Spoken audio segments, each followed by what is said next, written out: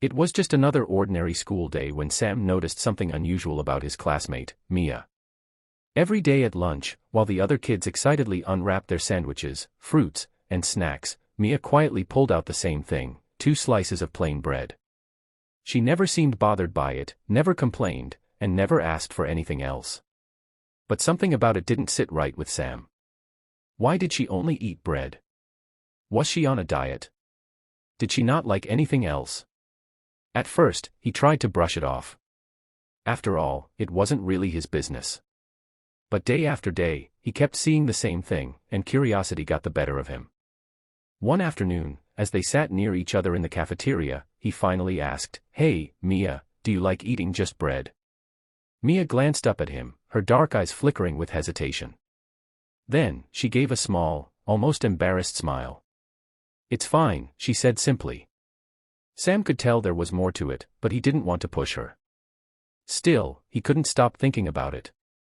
That night, as he packed his lunch for the next day, an idea struck him. He grabbed an extra sandwich and tucked it into his lunchbox, telling himself that he'd pretend his mom accidentally packed too much. The next day at lunch, Mia sat down and unwrapped her usual plain bread. But this time, something was different.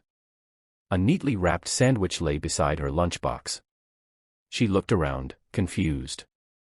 Before she could say anything, Sam smiled and shrugged. "I think my mom packed extra." "Want to share?" he said casually. Mia hesitated for a moment, then nodded. As she took a bite, her eyes lit up with gratitude. She didn't say much, but the way she looked at him said enough.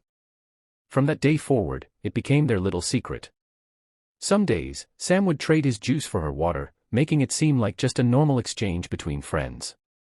Other times, he'd casually slide over a granola bar or half of his sandwich. He never made a big deal out of it, making sure Mia didn't feel embarrassed. Over time, Mia began to open up.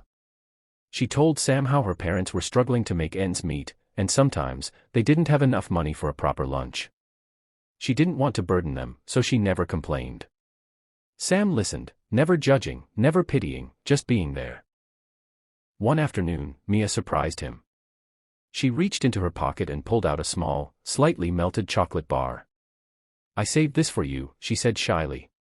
Sam grinned, touched by the gesture. It wasn't about the chocolate, it was about the kindness behind it.